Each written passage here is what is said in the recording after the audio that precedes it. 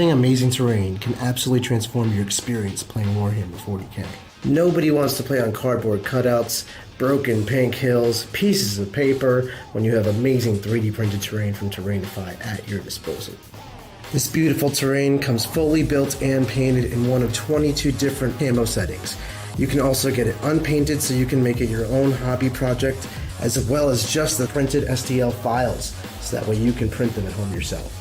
Terrainify has so many different kinds of boards. They have different themes for whatever kind of battle you could possibly want to create. We've used Terrainify in our games to play a very functional, high-level competitive Warhammer. This terrain is both beautiful, fun to play with, and very user-friendly. Terrainify is on a mission to elevate the quality of terrain that people play with worldwide. If you want to play on better terrain, you can support them directly on Patreon for just $3 a month.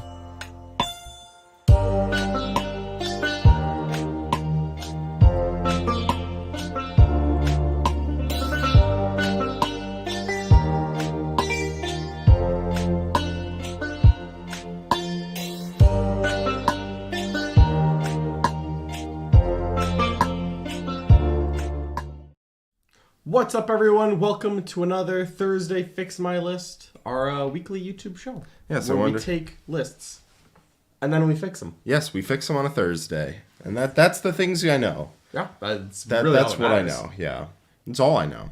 Absolutely. It's the only thing that goes through my head some days. So, if this is your first time watching this show, this is where we take 3 lists that have been submitted to us by members of the Aardwark community, and we review them, we make some changes, and we help them fix their list. But if you're wondering, how do I get my list on Fix My List? I wonder that all the time. I've got some lists that need to be fixed, John. Yeah, no, Jack actually often tries to get me to fix his list, but I just let him rent trash instead. That's how this weekend's happening. That's how this weekend's going. So, what you want to do if you want your list fixed is you want to, well, first off, just hit the like button, maybe share, subscribe. We love it when you do that, and we appreciate it. But what you really want to do is become a member of our YouTube channel, or go to our website, theartofwar40k.com, and become a member of the War. If you do either of those two things, you can get access to the Art of War Discord, and that's where you can find the Fix My List section. So many options. And then you just put your list in there. And if it's an interesting list, if it's cool, we might try to fix it. If it's too good, Jack may give it a coveted gold star. There only 2 have been given out so far. The last year was 1. I have not read every list in the Discord, so your list might be the one perfect one that slipped through the gap. But generally, if a list does not need to change substantially, right? I think I gave one out to a Harlequin list this time that was like, hey, your weapon options could use some work. But other than that, you got 8 troops and all the characters in boats. That's a Harlequin list. That's a gold star right there. It's the only Harlequin list I know.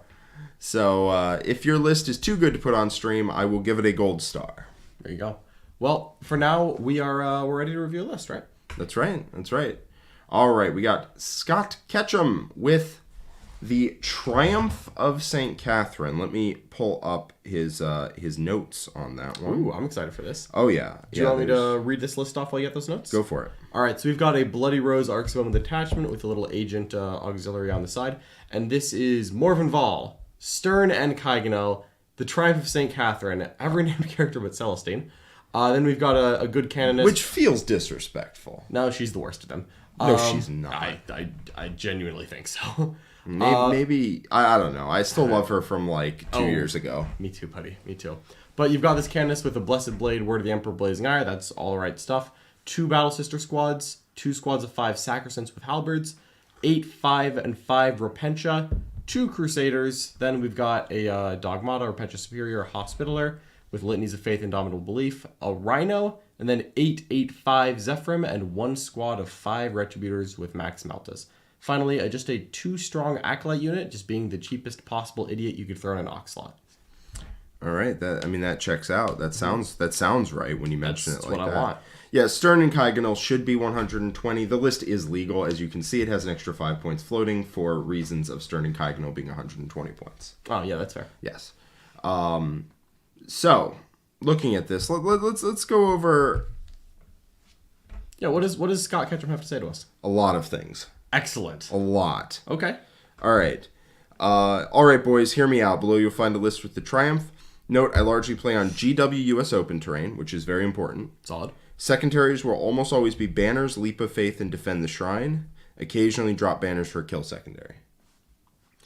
I like the Triumph for a few reasons. I'm going to paraphrase here because he has, instead of paraphrasing, written paragraphs. I also like the Triumph. Yes. Extra Miracle Dice makes Leap of Faith easier. True. Doesn't like Beacon of Faith. Turning a Miracle Die into a 6 is clutch with the new Leap of Faith mechanic. Also true, because you might actually use your 6s. Incredible. So you need to turn other dice into 6s that you still have them.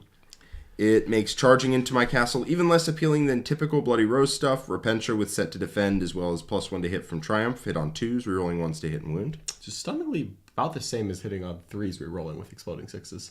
It's shockingly similar. Roughly pretty It close. is slightly better, but not as much. I think you still take exploding 6s in this, for sure. You always take it. Yes. And then finally a 5+ deny as part of having all 6 sacred rites, which you could just get with a chant, I guess. I fail that chant a lot. But there's a 200. Yeah, but I fail it a lot, man. It says I know there's a lack of range. I found Retributors to be incredibly swingy and inefficient unless run in bricks of 10 ladies with armor of contempt. Rip. They're here to make people respect 30 inches and hit big targets. Yeah, I can endorse all of that. I like the Triumph of St. Catherine. I think she's dope. The extra Miracle Dice is really cool.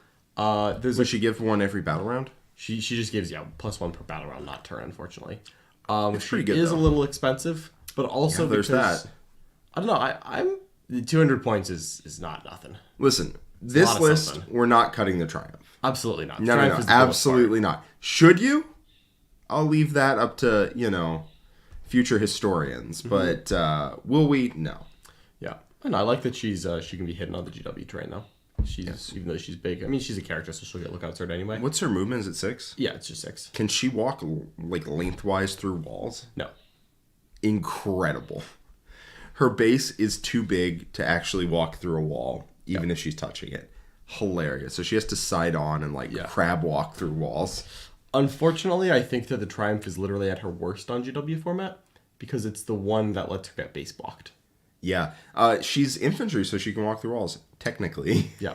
Technically. But in practice... she's more defensive anyway. Yeah. In practice, she's going to get stuck a lot. I mean, his game plan is to score and force his opponent to come to him. Absolutely. And then counterpunch. In which case, she's not bad. She's fine. She's quite good at that. Quite good. So I'm absolutely gonna say it. I think that the lack of shooting options, even if Retributors can be swingy, I think it's gonna let you down. It is. People can just park, They can get a little too close. a little too close. Or they can put their army 24 inches away or 20 inches away and know that you're hitting them with one thing. Yeah. And that is generally fine. Yeah. So I think that there's a couple of redundant options in this list that are maybe not as effective as they could be with the direction that we're taking it. What are you looking at? What draws your eye first? First up is that Hospitaller. There's not... 6 of Feel No Pain is always useful. But there's not a lot of things that are trying to benefit from the Hospitaller. Yes. The Repentia already have a 5 at Feel No Pain, so it's just Sacrosanct, Battle Sister, and Zephyrim that are going to be in Deep Strike, are going to be everywhere. And I think that those Zephyrim and Retributor units are, without Armor Contempt, a little too fragile to realistically use a heal. Because the other nice part of the Hospitaller, for the non-sisters aficionados out there, is that for 1 CP she can heal D3 models to an injured unit.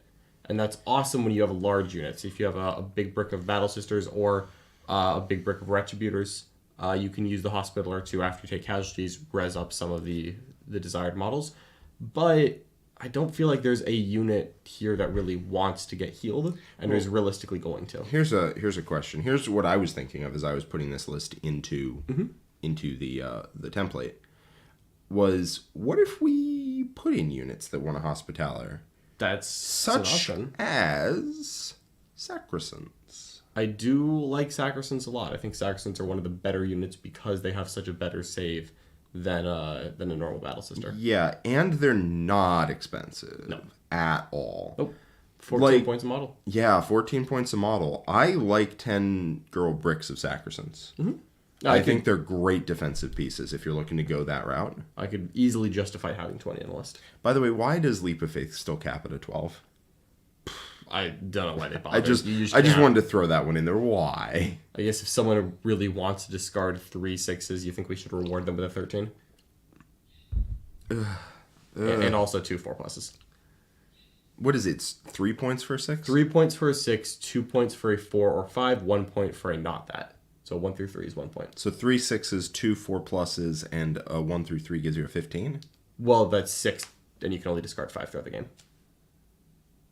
Yeah, so to get a 15, the only way to get a 15 would be to discard 5 6s.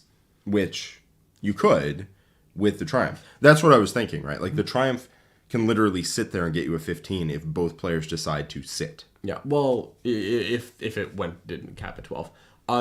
One of the things with the Triumph, though, is that her Change of Miracle Dice to a 6. If it didn't cap at 12, it's what Her brought it Change up. of Miracle Dice to a 6 is when a unit within 6 of her uses an Act of Faith, so you can't turn a dice into a 6 to discard it. But I think the benefit here, though, is that in a normal Sisters list, you really can't afford to discard your 6s. Yeah, so you're going Because to get it's like just it's that important. You're going to get like a 7 on it if you get like some Yeah. 1s through 3s, some 4 pluses.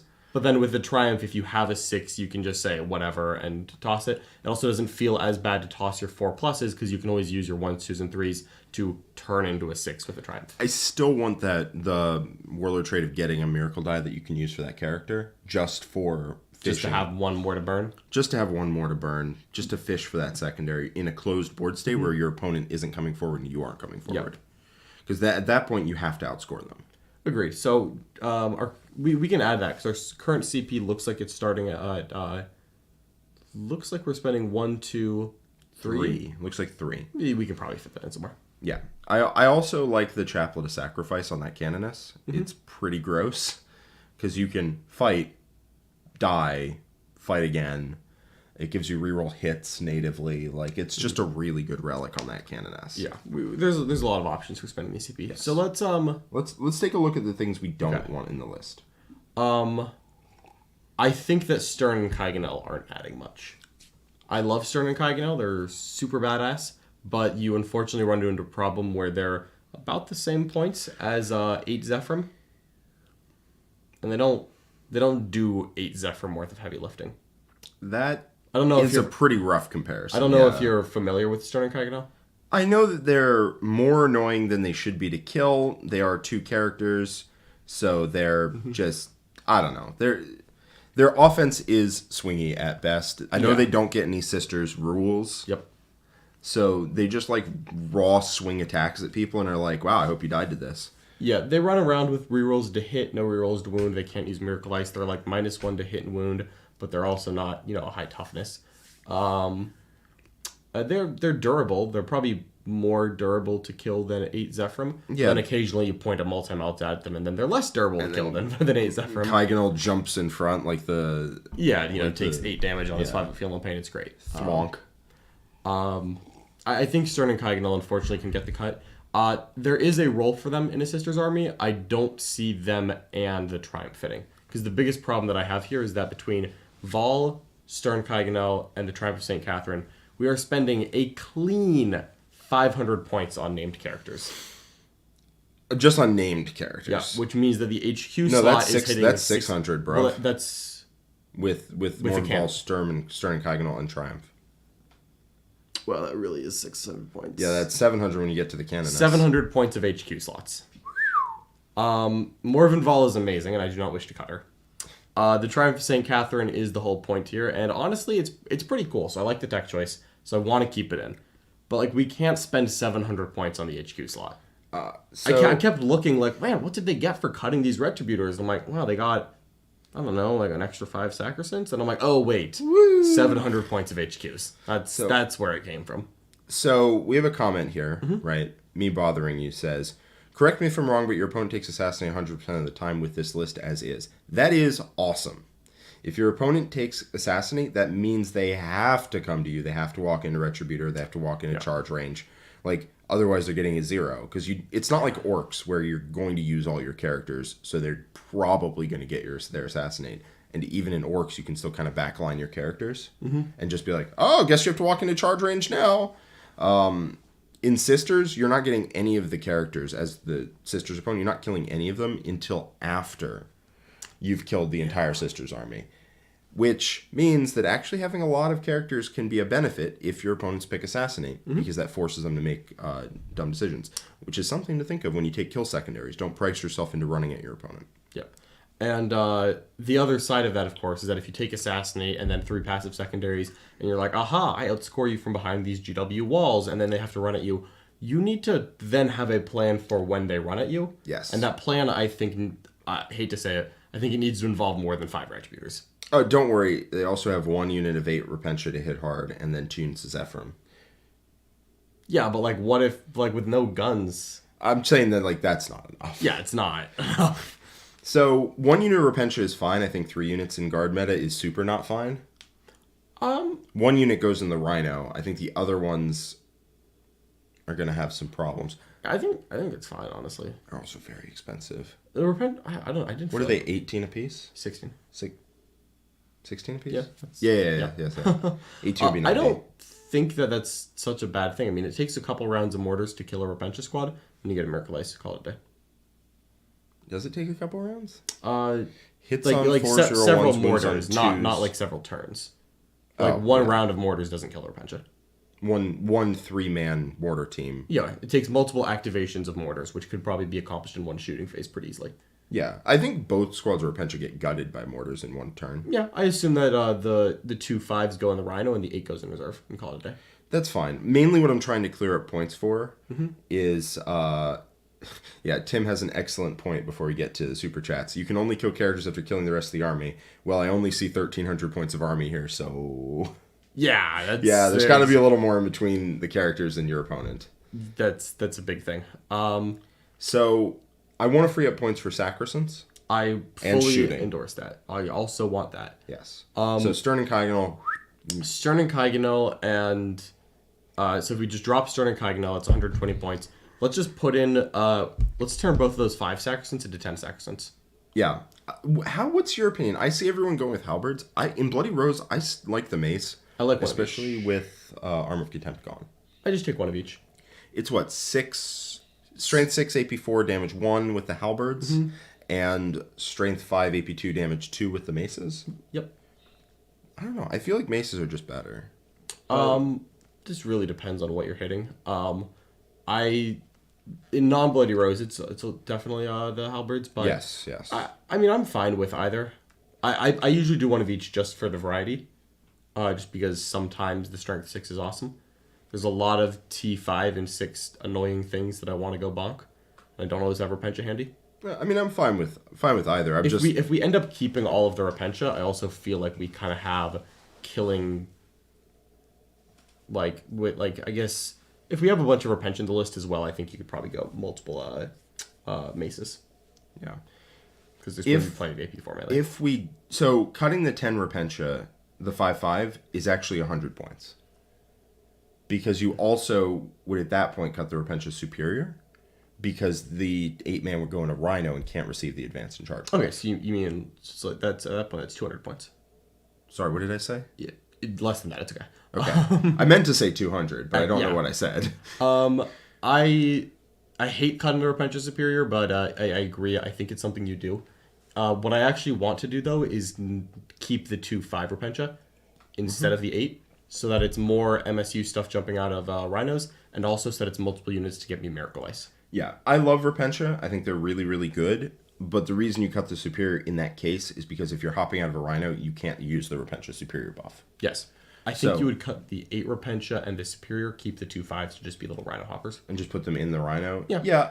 I mean, I do want one big hammer unit, which I like the fact that if your opponent puts their most durable unit up front, you have 1 unit of Repentia, just go, no, and kill it. But at that point, Repentia without buffs, without a superior, don't hit harder than 10 Sacrosancts. So just hit them with a Sacrosanct instead. That's true. They're the same speed. I mean, you get no Repentia superior, just let's do it with Sacrosancts. The Sacrosancts hit better. Honestly, you could go 30 Sacrosancts and just glom the table hardcore. I do like Sacrosancts. And with a Hospitaller, it was a D3 of them? D3. You I really wish we could get, I wish they could combat squad. The thing is, I want 10-10. I think I want 5 strong Repentias more just because they get you 2 extra Miracle Bites in the die. I mean, that's fair. I'm just looking to cut points somewhere because I have in my mind this glorious 30 Sacrosanct list. Yeah, Sounds glorious. I only have 20 built, but I pretty have glorious. 10 more on Sprue that I can whip up. It's pretty glorious. All right, so we've got this at 2K on the dot. We're cutting Stern. We know that. We're adding 10 Sacrosancts minimum. Yep. So that's 140. We're net plus 20. Yep.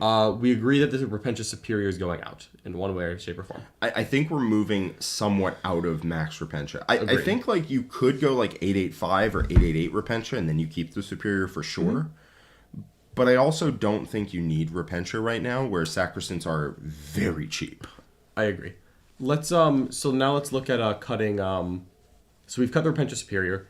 I say we cut the 8 strong Repentia, and then if we kind of see how the lists work out, we can always trim a little more and switch to the 8 instead of the 2 5s. I feel like I want the 2 5s for the Miracle Ice, just because the theme of this list is let's get as many Miracle Ices as possible going, and you just need chances to get 4 pluses and 6s. We have Scott in chat, by the way. Oh, excellent. Yeah, it says, "Hey, team, mortars kill 3 power armor gals and cover on average, and the Hospi reses 2 per turn." So the idea is to mitigate mortars that way. I guess I don't know. I don't think that that's worth it, but luckily I think we're going to keep the Hospi anyway if we're taking the Sacrosanct bricks. Yeah. So let's because resing is it D3 Sacrosancts? Yes. Gross. D3 of whatever 1 wound model you or it doesn't have to be a 1 wound model. It's just that's the only thing you have access to. Gross. So we've got 148 points left at the moment. I think the Dogmata's staying. The Hospitaller is staying because we're doing the large Sacrosanct bricks. Yeah, also the Dogmata's crazy with Sacrosancts because you just literally point at them and go, no, that objective's under my control. Yep. Yeah. And Elites is the mandatory slot here. No way to change that. If we... Retributors are apparently elites, but no, they're not. They're heavy support. Yeah. Whatever. Whoops. I think... So right now we have 1852. Okay. I think that we want at least 1 more Ret squad in there. I think that's pretty easy to make. Oh, yeah. So let's just add 160, assuming it was fully kitted out. We're 12 points over. We can cut a model from a lot of different places. Can you tell me where we're at right now? Sure. So from here, we are at Morvenval, the Triumph, the Canoness, 2 5-strong Battle Sisters. 10 Sacrosancts. Each has the 5-point spear, although that's cuttable. 5 Repentia, 2 Crusaders. Dogmata, Hospitaller, 1 Rhino, 8/8/5 Zephyrim, 5 Retributors, which is now 2 5-strong Retributors, and they're full kit, so Combi Flamer, Cherub, Full Multas, and the 2 Inquisitorial Acolytes, and that is 2012. Yeah. So we're 12 over with all of that. I mean, you could just cut the Acolytes. You could cut the Acolytes. I think I would cut down to 1 Acolyte just to have literally the smallest possible idiot. Can you do that? Yeah, I think they're a squad of 1 on an Acolyte. I thought they started at 2. Oh, maybe I'm wrong. I haven't really dove deep on the... on inquisitorial duders. Yeah, I really I mean, I like Battle Sisters when mortars are around because you put them in cover behind a wall and suddenly they're taking 2-ups against mortars, and that's really annoying. Yeah. Crusaders are good. I like having 1 cheap thing. I would probably just cut the Acolytes there. I think so kind of what I want to do You can pick an Acolyte, 1 Acolyte, but it's a character. I see no problem with that. I don't know if that's the case. I have not seen that. No, that is true. If you take That's one, true. if you take 1, it becomes a character. It's like we're like warlocks up in here. Yeah. Interesting. So Okay. like my preference would be to cut the spears off of the Sacrosanct sergeants and just give them maces. I like them. I like the spears. Spear's cool, but like I don't think it's needed. Probably not. What's the profile on it? It's like a mesh of the 2, right? It's basically a 2 damage halberd. So it's strength 6, AP 3 damage 2. That's pretty good. It's pretty good. But what I want to do is cut the halberds and the crusaders. I mean, And then we have... Sorry. And then you have 20 points left. And you know what I want to do with that? I want to promote 5 Battle Sisters to the Vitiate squad. Oh, Jesus. The Vitiates are so good, Jack. They're fine. They're are all right. They are so good. Sure. I'm not against it. I'm not against it. It's just a long-standing argument, or not even argument, discussion. We could put in Cassandra. We could always put in a Castigator. I love the Castigator. She is better now than she has ever been. What if we took 5 Retributors, 2 Castigators? We would have to cut a lot of elites. That would be all or Pentagon. Or like the 5-strong Zephyrim gone? But no, I'm talking like that's 4 heavy supports, which means we have to cut a lot of elites. How is that 4 heavy supports? That's 2 retributors, 2 no, I'm castigators. saying 5 retributors, 2 Oh, castigators. just 1 retributor and 2 castigators? Yeah. I think the second retributor is better than the second castigator, but we could do that. Yeah. I do genuinely love Cassandra, the castigator, because it gives you just a little bit of poke firepower for people who are trying to score points kind of far away from you with like a guardsman. Yeah. And boy, do I hate not killing a guardsman standing in the open. I mean, like, I think 1 castigator and Vol can kind of be ignored. But even so, like, I played that combo, and it was doing real work at, like, 36 inches. Oh, you... Yeah. Look, but, I like, am the 2 original castigator. Sure. 2 castigators and Vol at range is, like, actually going to pick things up. Mm-hmm. And so your opponent can't just put things in the open. Otherwise, you're going to just kill it. Yeah. That is the main problem, as Scott is pointing out, is that a Helverin is very comparable to a castigator in points. What's the points cost of a castigator? It's 135 versus 135. 155 for Helverin. I mean, you could always take Helverins, but Objectively, the Helverins, I think, just shoot harder right now. they do. They're also more expensive. Yeah. They don't take up a slot, which is nice, but we're not We going replace over the heavy. Acolyte slot, but that's We're not a big going deal. over heavy. Mm-hmm. You could do that, and that's fine. I mean, that's probably even ideal. Yeah. Yeah. Okay. I was trying to keep it pure sisters, is why I didn't launch the Helverins in usually- there. But Scott, if you want to see us put Helverins in this list, I will do it right now. I usually try to keep it relatively pure, but I do not mind. Were you thinking like a pair of them or 3? I think it's a pair. A pair? 3 is just too many points out of the list, especially with a Triumph in there. Yeah. Well, I know where that third one's coming from. The points for it, it's coming out of the Triumph, but yeah. Yep. Yeah. No, I mean, I think that's the direction you go at that point, for sure. Nah. Yep. So I think if we're not trying to put that stuff in, because on the GW terrain format, it's very swingy on whether or not it's effective. I think in other terrain formats it's better, just because there's not the giant wall right there. Yeah. Yeah, absolutely. I mean, I like the Sacrosanct bricks. They are so cheap. Mm-hmm. Oh, Sacrosanct bricks are amazing. I fully want 20 is where I want to start. Yeah. If you weren't running Triumph, I would want to run a 3rd unit. Mm-hmm. That's where I would probably want to pull the points from. And then take, like, I don't know, some kind of other HQ choice in there. And then just take 30 Sacrosancts and try to swarm the board and, you know, take objectives away and be durable and res models and be a jerk. Mm-hmm. But 20 is, like, really good defensively. Yeah. So do we want to go over where we're at?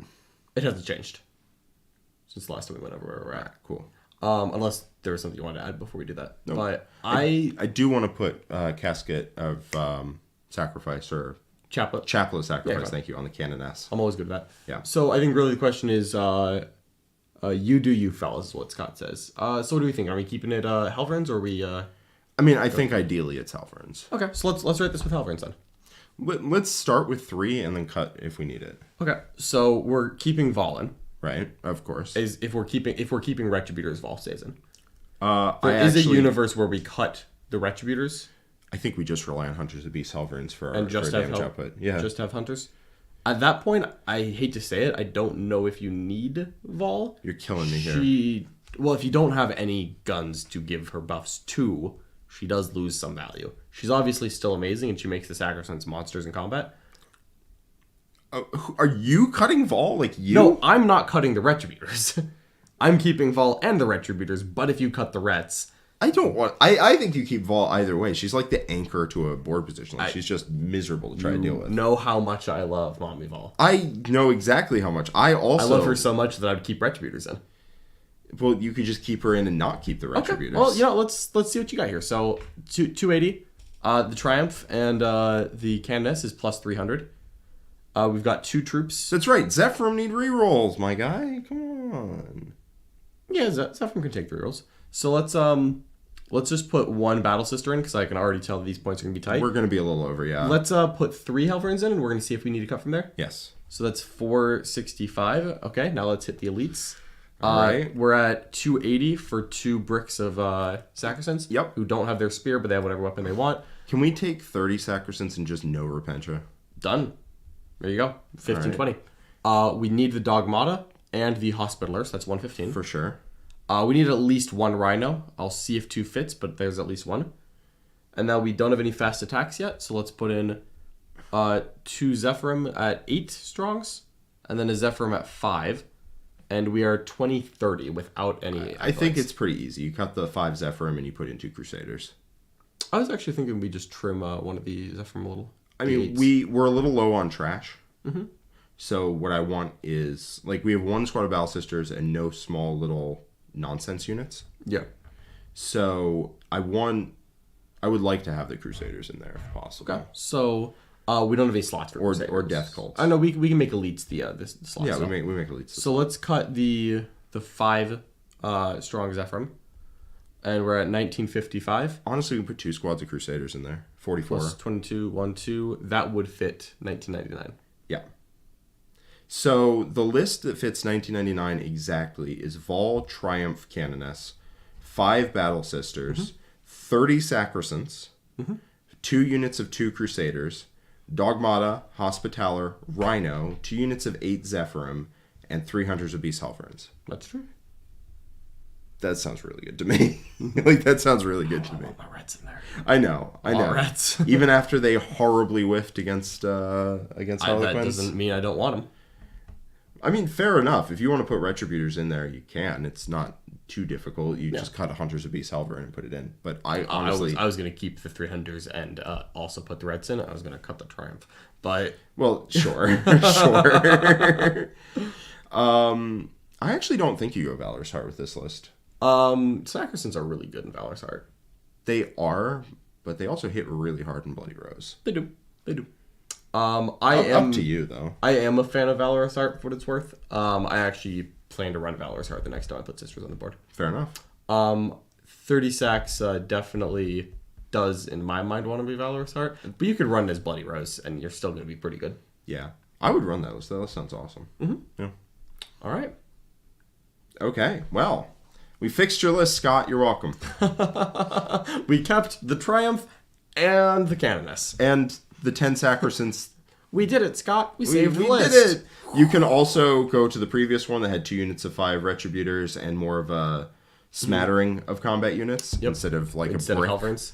But Sacrosants plus Helverins feels very strong. I do like that. All right, before we go on to the next list, we've got some super chats to go over. Woo-hoo. We've got Tim Pinney, a member for 22 months. Yeah. Damn, Tim. Appreciate the support, Tim. You're a rock star. Thank you. Says, what up, folks? Axe demon head emoji 88888. I feel like that's a World Eaters thing. I believe it's a World Eaters. It's either Angron, might be a Bloodthirster. Either way, I'm here for it. And that's a lot of 8s. Not 8 8s, though. I would have expected 8 8s. Maybe that's 5 8-bounds. Maybe it's a unit of 8-bounds. Maybe 11. Then you're 88. We gotta avoid the number 88 as fair. as a channel for reasons. All right, Matt O, $5 super chat says, would you consider an Exorcist just to have options against mortars? Wildly inefficient, but indirect spam really hurts. My poor sisters. I think if I was going to try to counter mortars, instead of taking an Exorcist, I would take 2 mortars. I'm sorry, 2 Rhinos. 2 Rhinos. Okay. Yeah, you put stuff in the Rhino. You put anything that's vulnerable to the mortars in the Rhinos. Yeah. And then you get out and use them right away. Although Sacrosans don't really care about mortars, and that's nice. That is true. Especially because if they shoot you, you're going to lose like 2 guys.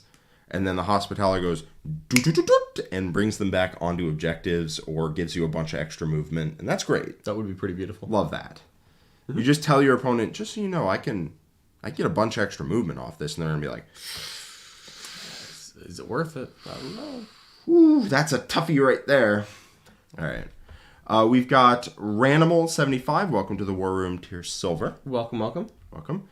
We've got Micah McComb, $10 super chat. Hope you guys are well. Penny for your thoughts, guys. Solar, Tank Commander with Gatekeeper plus Piety, 4 units Acadians with Plasma. Oh, geez. Commissar with Redeploy, Engine Seer, Kasserkin with the Key, 4 Rough Riders, 2x2 Russ with Plasma, and Adorn with Ignores Cover. Micah, that sounds awesome. I love the unit of Rough Riders. I'm definitely out here trying to get a little bit more combat into my guard list. The one thing that I think absolutely has to be in the list, and the penny I'm going to give you, is a Scout Sentinel. I didn't see Scout Sentinels in that list. And I don't see any, yeah. I think that is more important than a certain number of guardsmen. How many is 4x10? Yeah. Yeah, for I sure. think you could cut one of those, just one, and then put a Scout Sentinel in. Just have a little bit of forward deploy blocking out, big meanies. Can I describe a nightmare scenario that you're trying to avoid? You go second against someone who forward deployed? Well, okay, I guess I can't then. Okay. All right. Or you're playing against stupid Eldar, right? And they hate that. Exactly. And you're about to deliver the Emperor's righteous judgment unto them, and they will be smitten off smotered off the face of the earth, as you do.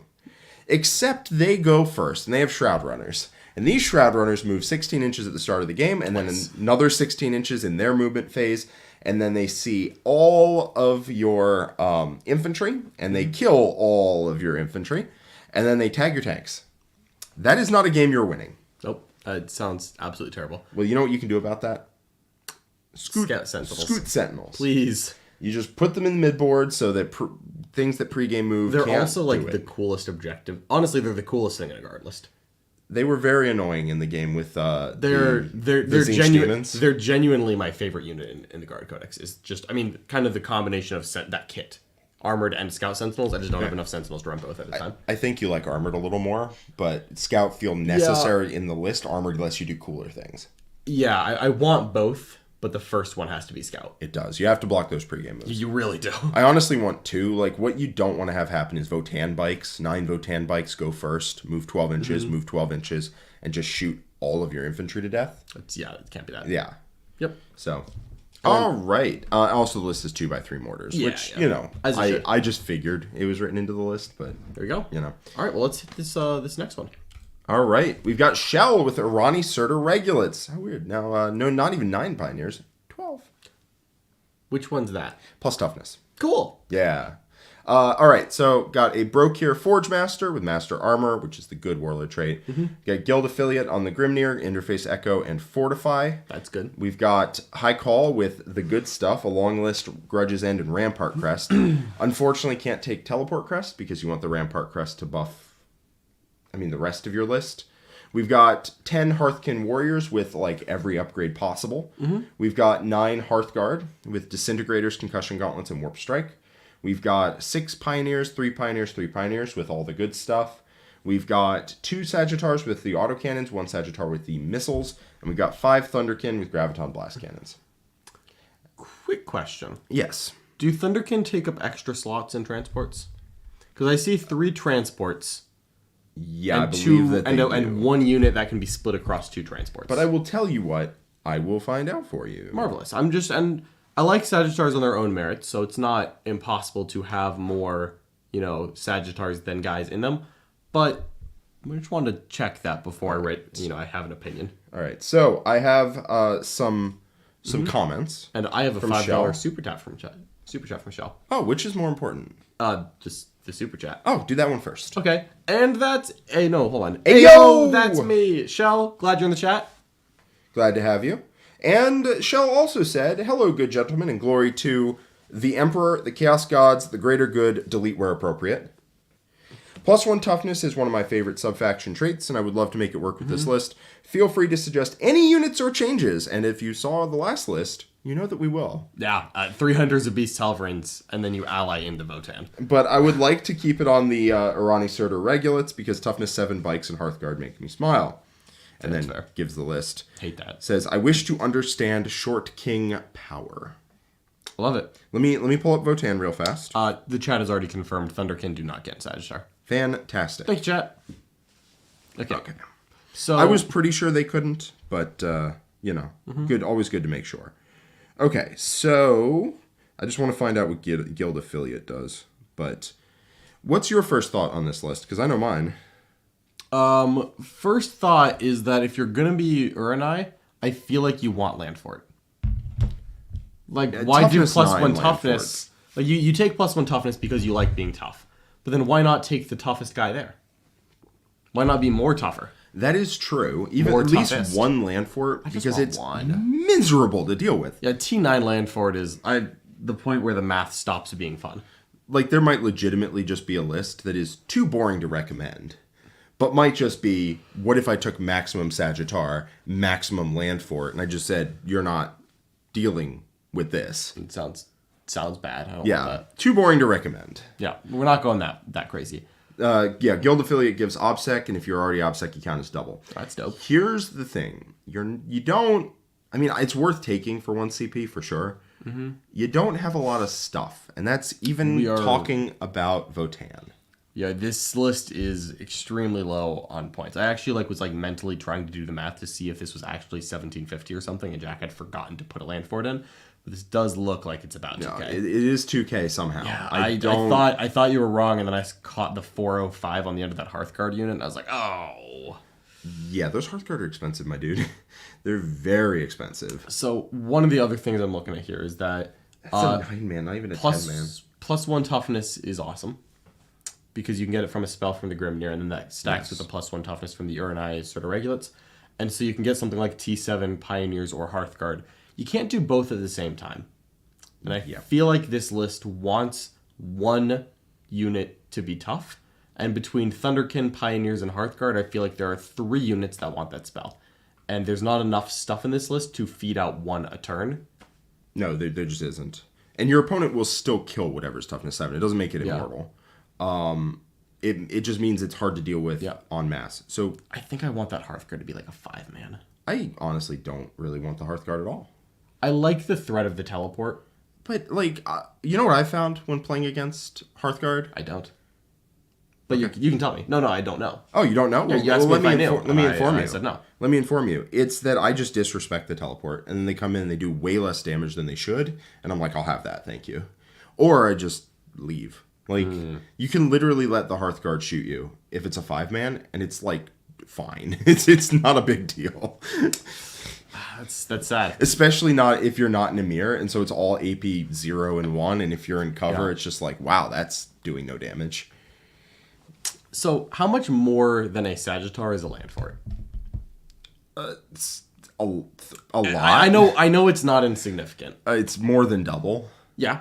So, what do we need? Do we need 160, 180? How many points do we need to turn the 3rd Sagittar that is empty into a land fort? They're 310, I believe. Okay. I'll double check that because that's important. So, if we were cutting the most expensive Sagittar, we would need 170? Because, I see plenty of ways to get that. I'll be honest, I don't necessarily want to cut this out. So here's my thought for how you make a Rani Surta Regulates. Mm-hmm. Right? You can make one unit very, very tough. Or literally, your toughness stat is very high. Yeah. But that's it. It's not like we're stacking rules like Trans Hitman, no rerolls, Feel no pain, things of that nature. Just high toughness and you can't reroll the wounds. Hope that's the right thing. A lot of the time, you don't get hit by strength 5+1 wound. Exactly. As you said, they're still going to deal with that, right? You can't really feed out 1 a turn on that. So what I want to do is I want to say, here's my whole army. It is all +1 toughness. Yep. Enjoy. And so to that line, I mean, I don't want to recommend 6 Sagittar, 3 land fort, but I think a little more vehicle than is currently included in the list. Yeah. Could we get, what does it look like? Because what I was kind of hoping was 4 Sagittar, 1 land fort. Yeah, that's kind of where I was aiming to. Yeah, and then no Berserks. Screw those guys. Warriors and Pioneers to taste. Yeah, I think I want a second Hearthkin Warrior, although, is there a way to make them not 170? Yes. Excellent. Yes. Glad you asked. I was like, surely not 17 points a model. There's got to be some upgrades in there, right? There are a few. They're not 17 a model. They're 13. Okay. And then there's upgrades. Great. Yes. I can work with that. That part's fine. They are 14 if you want to take the ions. Mm-hmm. But Magna Rail Rifle, I believe, is 20. The L7 missile launcher is 10. And the Medipack and Scanner, I believe, are each 5. Yes. Does Votann ignore the... No, they're not. I was about to ask if they ignored the heavy penalty, and then I remembered that they're all hunter weapons. Never mind. Yeah, they don't ignore the heavy penalty. You're right. But it's fine. I don't particularly want a Magna Rail Rifle on Warriors. Nope. I don't particularly want an L7 missile launcher on Warriors. Nope. That feels like that was extra points stapled on, and we should staple them off. Yes. I do want the Medipack. And I think the Scanner, that's the ignore cover, right? It's ignores cover, and it gives you the Scanner keyword. It ignores light cover, gives you Scanner, which lets you intercept. It lets you that's 5 points, right? Yeah. I think that starts in the list and we see if we're 5 points over. Absolutely. The bolters are pretty good. They're 2 shots, I believe. Hunter 2. Hunter 2, Strength 4, AP 1. I'm Yes. fine with just bolters over the ion, and we see if there are points later for ions. They're very good once you stack judgment tokens on stuff. It's fine. I mean, if you stack judgment, you don't have a lot of units. So, like, the HQ section honestly looks good to me. I don't see a problem. I don't The see Grimnir as- might want the staff of be better at Oh, casting. yeah. Oh, what is it? The Ghost Weave staff? The staff of... Oh, no, it's the Murmuring Stave. Murmuring Stave, yeah. yes. It's the one that lets you action and cast, so you can theoretically ritual / interrogate and then just toss +1 CP or +1. Seems good. Ritual in this list If feels pretty strong. Feels pretty strong. I always hate only having one psyker for that, though. But it's fair. Let's... Yeah. Sorry, continue. I was just gonna say let's just say that we keep the HQs entirely the same because I think we're just totaling the points up of a new list. We're not trying to add subtract to play that game. Yeah. There's few enough units that we can just start from the ground up and it's fine. Okay, so I'm gonna keep the HQs the same, and if we cut the 2 gun upgrades off the Hearthkin Warriors, is that gonna make them 140? Yes. So I Yes. think I want 2. Oh, let me double check something because Andy B here makes a great point. But let me make sure. Oh, no, not Emir. Irani Surtur. All right. Let's go to it. So they have more rules than just +1 toughness. You reroll failed morale tests, which is cute, not important. But against a target that has 0 judgment, you count as having 1. Oh, that's cool. That is very good. And then you can fight on death, which is cute. With the character, Yes. kind of makes you want that badass character. Kind of does, but I'm not going to start there. But No, I think we just see if there's room for it later. Exactly. I love the badass characters, though. Andy B makes an amazing point. +1 toughness and 0 judgment tokens counts as 1 judgment token is really incentivizing a go wide playstyle. Yes. Yes, that is an amazing point. And that's what we're looking to do here. We're looking to go wide and apply those buffs to as many units as possible instead of trying to go tall and put those buffs on 1 unit. Yeah. So where are we at? Sorry, So- those characters? Just the characters is 355. Sounds good? A Hearthkin Warrior with a Medipack and scanner is 140. Yes. Do we want... I think I want 2 of those. I want at least 2. Okay, so let's start with 2. That's 280. Yep. There's no Hearthguard. That would be where I would go. They're so expensive. They are. I think for the fast attack, there's going to be some amount of Pioneers. I would just start with 9, personally. So that's... 333, 375. Okay, 375. Boop. I think I want 2 Sagittars with the Mater autocannons. It's 260 each. Okay. They get a lot worse outside of Emir. Because you don't get AP? You don't go up to AP3. Because Yeah. they don't ignore cover. Okay. Just something to mention. Yeah, I still think 130 makes them pretty good for the price point because they're T8 no rerolls. Yeah, they're very durable. Yeah. For sure. They just pour fire and like if you shoot them back, you're going to be sad. 1, 2, So that's 4 of those. 4 Sagittar, and then if we add the Thunderkin, which we haven't yet, we're at 1530 right now. So we have like 470 points left. I'm not against Thunderkin, but I feel like this playstyle wants to be like a battle ball sort of deal rather than having a reserve threat is good. It forces people to screen out. Yeah. Wonder with the... So one of the things I want is I want 1 unit that is good to get the +1 toughness buff at least, which means I want at least one of the Pioneers to be a 6-man. Or I want a big Thunderkin. Or I want a big Hearthguard, and we've already ruled out the Hearthguard, which leaves I think I want either the 5 Thunderkin or a 6 Pioneer. What about big Hearthkin warriors? We could go for a 20-man Hearthkin Warrior. Yeah, like Not opposed. make them toughness 6. You have them Medipack, have them with a 5-up invul and 4-up on the Sergeant, ignores the first failed save, res D3, and just be a giant jerk. Yeah, be T6, right? Yeah. Toughness 6, no rerolls to wound, 20 models. It is not the worst.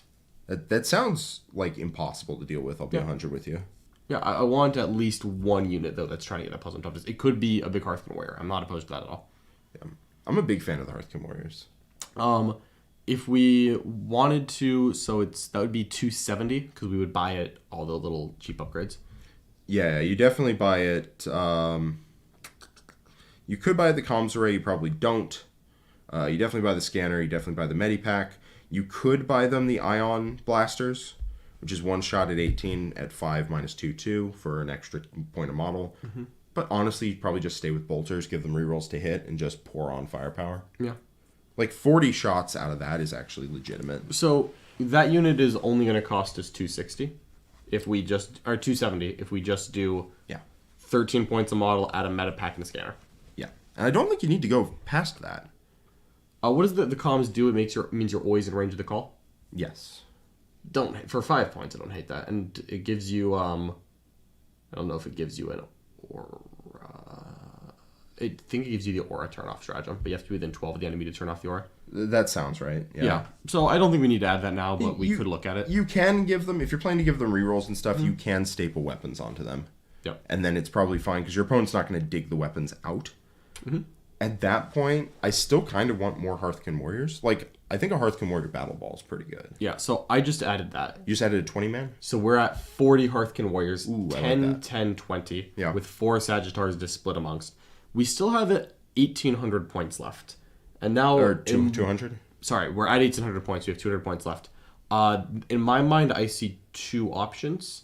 One, I can take one of those 3-man Pioneers to a 6-man Pioneer. Okay. To have another unit that can benefit from the +1 toughness / full rerolls of the Grimnir High Call combo. Got Just it. one more unit to invest in. And then we would have about 70 or 80 points left if we just added 3 Pioneers and no upgrades to an existing Pioneer unit. 80 points left could maybe get us that combat character we've talked about. I don't know how much the champion is. He's like 110. Dang it. He's worth every point, but yeah, he's 120. Okay. Or we could take that 5 strong Thunderkin and then have 25 points left to sprinkle some upgrades onto people. Yeah. I kind of like taking the Thunderkin and having points left. I mean, or you could take an extra also- Sagittar. Honestly, I think all 3 of those are roughly... Yeah, all of those are Comparable. good. All those are good. Like, we could take the Pioneers and then just upgrade the Sagittar's guns. Yeah. Because if we take the Pioneers, then we spend 40 points on better guns on Sagittars, and then we splash random upgrades onto everyone. Yeah. And, like, the entire point here is you've got a lot of really tough things across your whole army. For sure, which I like. Yeah, I do like that. Did we get a land fort in this list? There is no land for it. So let me tell you what 1,800 is. Yeah, it's not going to be as much as I want. I tell you that much. But yeah. 1,800 is Forge Master, Grimnir, High Call, 10 Hearthkin, 10 Hearthkin, 20 Hearthkin, 3 Pioneers, 3 Pioneers, 3 Pioneers, 2 Sagittar, 2 Sagittar, 1,800. So it's 4 Sagittar with 5ers in each, a 20-man brick, 9 Pioneers. I really like that as a start. Yeah, that's pretty good. That's a pretty good base, honestly. You have great objective control. You have good pressure. Like you're going to try to take primary away from your opponent because your secondaries are less than great. Yep. Like not great. You bury a Grimnir in that 20-man unit and you make them toughness 6 and you just do warp ritual. That helps a lot on the points front. For sure. Yeah, a lot of people can't solve that problem. There's a lot of times where people are just going to not be able to deal with that. The bolters are still good, like 40 shots that reroll to hit and have, auto wounds on decent numbers at AP1 is legitimately good. Yeah. That will actually kill vehicles and the like. For With sure. Armor Contempt Con, that's really good. It is really good, yeah. Shoots out to 24. Like, they can't just tank it to the face. You can put heavy weapons in there. You put, heavy weapons, you put the Thundercan and, you call it, I think. Yeah. I think what I personally like the most is just taking the 3 extra Pioneers, having roughly 80 points to spend, and spending them on upgrading the guns on the Sagittars and then sprinkling flavor. Yeah. Someone actually pitched in the chat that you could replace that Forge Master with a champion. Because you don't have a land for it, the Forge Master is theoretically less important. I still think I want him, but also the Sagittars are going to spread out a bit, so the Forge Master indeed is not as important as he could be. The champion is less good outside of Cronus or Emir. Yeah, fight on death, but he's not as good of a champion as he could be. Yeah. On the other hand, the 20-man Hearthkin Warriors definitely does want a combat character bopping around inside of it. Like, they absolutely want some guy to just go and hit people if you try and tie up on them. Yeah. I think, the 20 strong can fall back and shoot. Of course. Yeah, it's a core strat for Votann. Sure. It doesn't work on the tanks, but works on the idiots. Yeah, still I think that I still like a combat character in there, but the Brokir Forge Master is incredibly good, and I don't, really want to cut him. That's a perfectly reasonable thing to say. Yeah. I think we're at the same place. But yeah, you can make a combat character that just hangs out inside 20 Hearthstone Warriors and kind of supplies some supplemental combat. Putting combat weapons on them is pretty decent as well. You can split the 2 10-man Hearthstone Warriors up into the Sagittars. Yeah. So each Pioneer is what? 35 points, and then all these upgrades are 5 points? I think the High Las is 40, and I think they're... And yeah, the High Las is +5. I thought they were 35 each. Let's find out. I don't really know. They're 35 each with an extra 10 for the High Las. And then 5 for all the other upgrades. Yes. So that makes it... Because, like, honestly... no, yeah, it doesn't quite fit. Never mind. It is... We're almost there. Yeah, because I really want that 6-man Pioneer and then add the Champion, but that's like 40 points over. Which would be cutting a lot of upgrades or just having a 5-man Pioneer. Cutting a Warriors unit down to something. Yeah. You could also just have 3-3-5 on the Pioneers. And you lose the extra High Las, though, which is part of the reason that you want the big squad, because the High Las is great. The High Las does like twice as much damage as anything else. I just don't see anything I want to cut out of the list to put a champion in. And that's sad, because I like the champion. Something the chat has pointed out here is that the Grimnir only casts 1 unless you buy him Lord Grimnir. So I think what you would do then is, because it's 25 points for that, I think you buy that, you buy the 3 Pioneers, and then you upgrade the Sagittars to have the missiles instead of the autocannons. Yeah, that's probably where I'd go. And that's, I think that is like 190 points, maybe 185. You've got 15 left. Splash some 5-point upgrades to your Heart's Content and your Hearthstone Warriors. Yeah. Or you go 3-3-3 Pioneers, upgrade the Sagittar, add the Einherjar Champion, and upgrade the Grimnir. Because it's the same points cost to take the 3 Pioneers as it is to take the Champion. Or it's 5 points less. Yeah, close enough. So you can honestly, just go 3-3-3 Pioneers, 4 Sagittars with missiles, upgrade the Grimnir, and take a Champion. Chat has misled us. He goes from cast 2 to cast 3, not cast 1 to cast 2. Oh, then... So thank you, chat, for correcting chat. Never mind. You don't need Lord Grimnir. Never mind. But I would take the stave, the Murmuring Stave. Murmuring Stave is really good. So you can do Warp Ritual, because you're scraping the bottom of the barrel on these secondaries. There you go. So, but yeah, I like generally in that vicinity, man, that 20-man Hearthstone Warrior is going to be a big old jerk to try to deal with. Agreed. All right. Well, I think that's the list.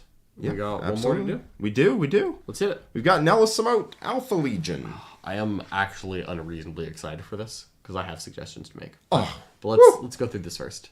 All right. We've got a Demon Prince with wings. Actually, if you want to read it while I pull up comments. 100%. So we've got a Demon Prince with wings, Master of Diversion, Zinch, Sword, and Warp Time.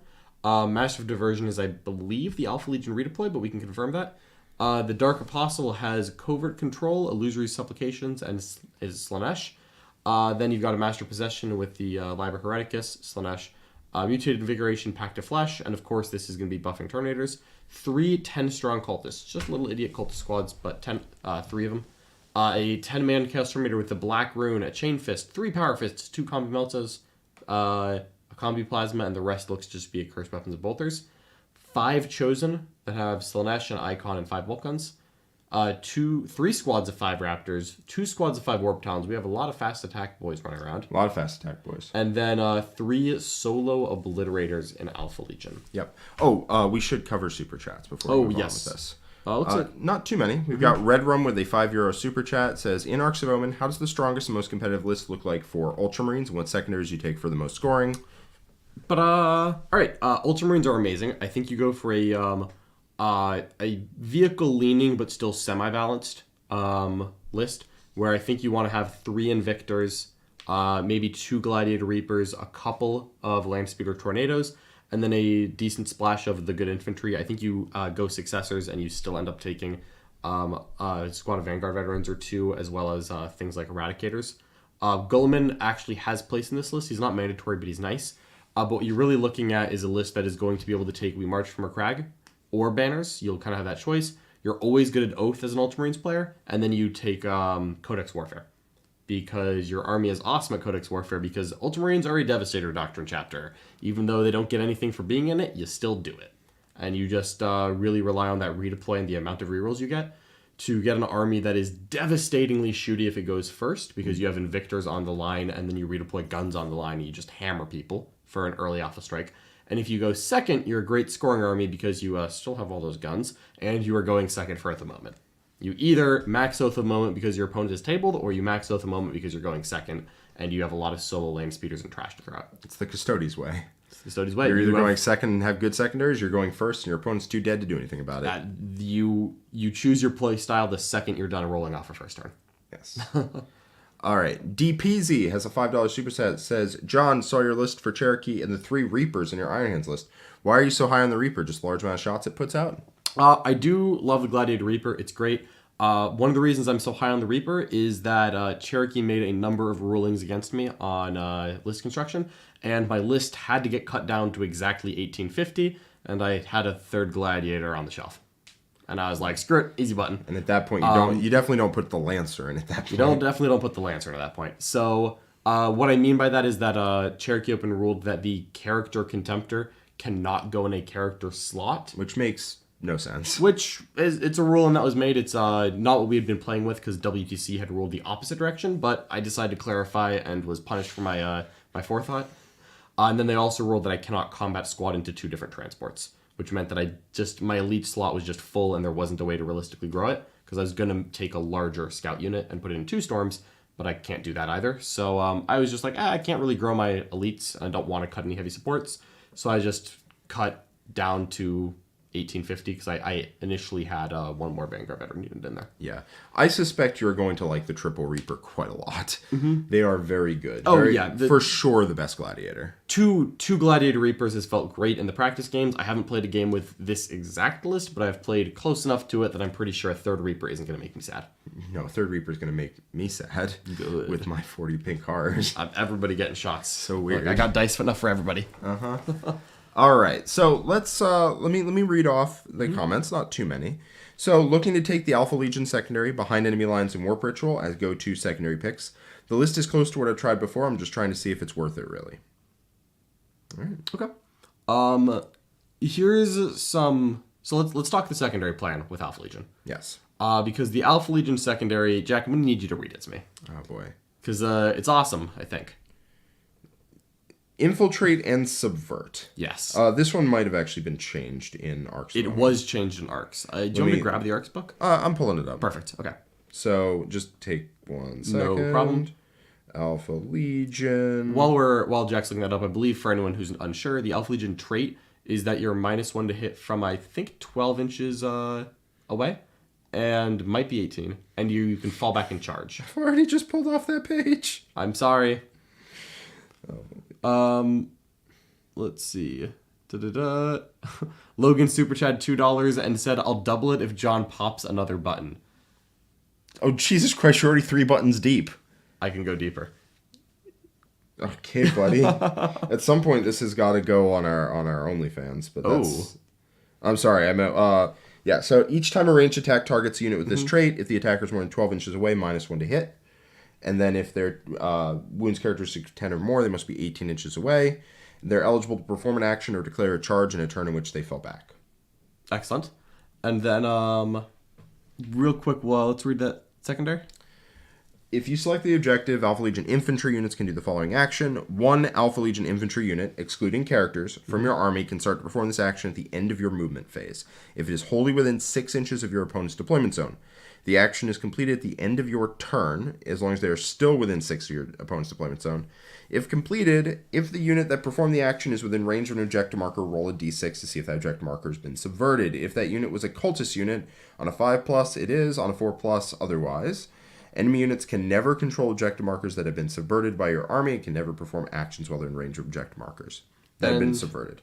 And then you score 3 victory points every time you do it, and 4 if you do it while wholly within your opponent's deployment zone. So that is not a great point scoring one. You're going to take banners more often than not, right? I don't know. So as long as you're within 6 inches, you just get 3 points a turn. Oh, you can do the same one? you just have to be within 6 inches of their deployment zone. Oh. You don't have to be on an objective. You just get a cool bonus if you do.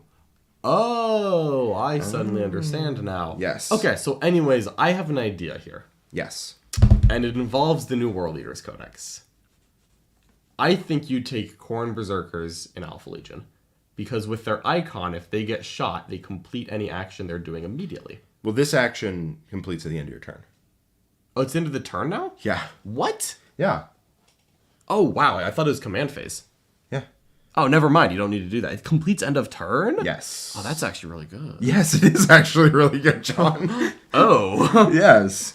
And there's no, if your opponent is on the objective, something happens. Like, you can just be on an objective. They're like, I have 50 models on it. And you're like, subverted. Subverted. Oh, that's really cool. Now, the unit does have to be wholly within 6 inches of your opponent's deployment zone, which means very infrequently is that going to coincide with objectives that you can meaningfully take away. I see. Yes. But on those missions. On those missions, yes, the center objective, turn 1, you can just be like, no, you don't get that in quarters. I suppose that's technically true. No, that is just how it works. You know what we need to do then, right? We need a drop pod. Well, you just have Dreadclaw. You have raptors. How many times a turn can only one unit do the action? Yeah. Dang it. But like, yeah, in quarters, you just take the center objective away on a 4+ for the rest of the game. Do you, and just to clarify for all of this, does Alpha Legion have a forward deploy or scout move stratagem? Oh, I'm certain that they do. I believe they do, but I just want to see how it is. That's a very good secondary. That is pretty cool. Okay, so the warlord traits we got in here, just so I go over them. Master of Diversion is... after both sides have deployed, you pick 3 of your units and you put them in midboard. That seems pretty good.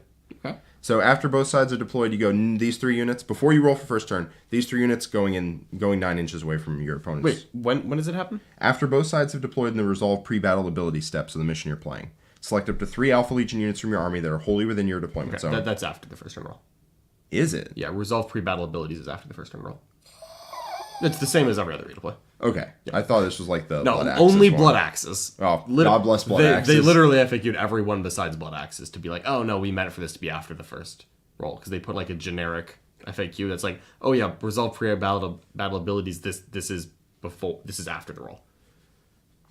Okay, so you have a redeploy that redeploys 3 of your units 9 inches away from your opponent's deployment zone after you know who goes first. Can you read that for me? This can't be it. I mean, Nick would have played this if this was how this worked. Anywhere on the battlefield that is wholly within your deployment zone. Right, you select the 3 units that are in your deployment zone. Then set them up anywhere on the battlefield that is wholly within your deployment zone. Oh, I see. You just redeploy them. Like, Yeah, no, redeploy them. It's just a redeploy. Okay, all right. Just redeploy into, but you can, Still very good. and then is there... Covert control, that's why I had you read it. Mm-hmm. You can select one friendly Alpha Legion core unit, and then you can shoot and do an action, and then you gain OPSEC. Oh, that's cool. Yeah, it's still wholly within your own. Okay, got it. Forward operatives, 1 in the resolve pre-battle ability step of the mission you're playing. Select 1 Alpha Legion infantry unit. They can make a normal move. Excellent. Yes. So in a lot of deployments, you can have the Raptors... If you're 24 inches away, the Raptors can't make it into your opponent's deployment zone, but I think in every single one, they can get within 6. Yes. That's cool. I was hoping you could like make them move and then move onto your opponent's home objective. Godspeed if you can pull it off, right? If you can pull that off, that's impressive. That is gaming right there. Mm-hmm. Yeah, so that's an incredible secondary, honestly. Mm-hmm. That's cool. Yeah. How long until Jack plays Alpha Legion? Oh, God damn it. You can do it, buddy. It's super cool. Unlikely. It's like the White Scars. I just have too many armies. Okay, so let's start going through the list now. Unit wise. How do we feel? I like all the fast units that are in here, like all the Raptors and Warp Talons. I'm not sold on the Chaos Terminator unit. I think it's too expensive for what it is. It is expensive. It's actually durable. Well, you do have a Dark Apostle, the Illusory Supplication, and you can make them advanced in charge, and you do have the 5-up Feel No Pain on them. I like having something in CSM that like can hold ground, because the rest of the army is kind of fragile. Yeah. Which is really cool. The Terminator unit's expensive. Yes, that Terminator unit is very expensive. Luckily, that Terminator unit can take a licking and keep on ticking. Mm-hmm. And it's full buffed, it's this all the Slanesh, all the good things. Full, it's -1 to hit. I assume it has Slanesh. I'm assuming I just missed that. Yeah. It does not have... With all the characters having Slanesh? It does have Slanesh. It has Slanesh. Excellent. Yeah. So that is like... That tries to control the middle of the board while the rest of the army scores. Mm-hmm. Which I'm not against. Yeah. So the secondary game plan is Behind Enemy Lines and Warp Ritual as the remaining picks. Which seems fine. But Behind Enemy Lines is a little rough. Getting within 6 inches of your opponent's deployment zone, easy. Mm-hmm. Getting into your opponent's deployment zone with this army... the 3 solo obliterators are deep striking. True. And then the Raptors and the Warp Talons is 5 units that move 12, and then the Chaos Terminator units sprinting. Yeah, no, I mean, I get it. I just don't love deep striking into your opponent's deployment zone is the only way to get in your opponent's deployment zone. Like... Mm-hmm. I kind of want things that are a little faster, but I guess Raptors and Warp Talons can charge into it. Yeah. So I do like that. That's a pretty good secondary plan. Yeah, I think it can work. Yeah, because if you go first, you just get a Raptor into your opponent's deployment zone because it's move 24 charge. Yeah. Well, you also need to do the action. Or you charge. Or charge, which feels Probably like a choice I don't want to have to make. Yeah, true. You probably charge, because it's 3 points to get in your opponent's deployment zone, and it's 3 points to do the action, and I'd rather get melee. Yeah, rather get the melee than the point. Yeah. Unless you have a really spicy objective steal, but then it's like 50-50 that you wasted the charge. Yeah, I don't know. That just doesn't seem... It seems like they conflict. Mm-hmm. Because you're either doing an action, or you're probably going to have to charge into their deployment zone. Yeah.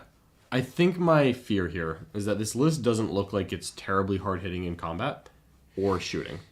I don't know where the damage is coming from. The Chaos Terminator unit is obviously good in combat. It's not great. But it's not like God mode in combat. It's just good. It'll beat up a unit that costs less than 415 points, probably. Unless it's might not, though. Yeah, probably. But then, the only shooting is the Obliterators and some bolt guns on the Terminators, which is good, but it's not. The Terminators do have fallback in charge, which is nice. Which is nice. It's nice. I worry that there's not enough damage output in this army. No, that's very fair. I think there is a problem with damage. What I think I want is a little bit of the direction that Nick has gone in, not all the way. Where I don't think I want to invest in this Terminator unit. I think I want more stuff, more MSU. Cut all of these buff characters, because honestly, the Dark Apostle and the Master Possession are purely there for the Terminators. Yes, which is 240 points. Plus 415 means we're now spending 655 on this Chaos Terminator combo, and that's very good. I think I would rather have 2 Disco Lords and a bunch more units. I don't think you get a bunch more units, but you do get some. That is a significantly harder army to play.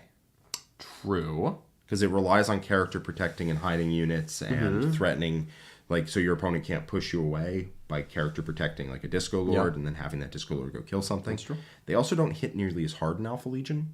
That's also true. But having a good secondary game plan is immense, so I'm not against it. Yeah, Obliterators are very expensive. Because if the Obliterator train starts rolling, then you do get behind enemy lines, and you do get your awesome secondary, and it's great. But if your opponent just screens out their DZ and then says anything you put forward is going to die, or just measures exactly how far whatever Raptor you set up to get close to their deployment zone can go, and then just puts units there, or if they have their own forward deploy, there's a lot of ways that good players can can castle up and try to prevent you from getting 2 of your secondaries. Yeah.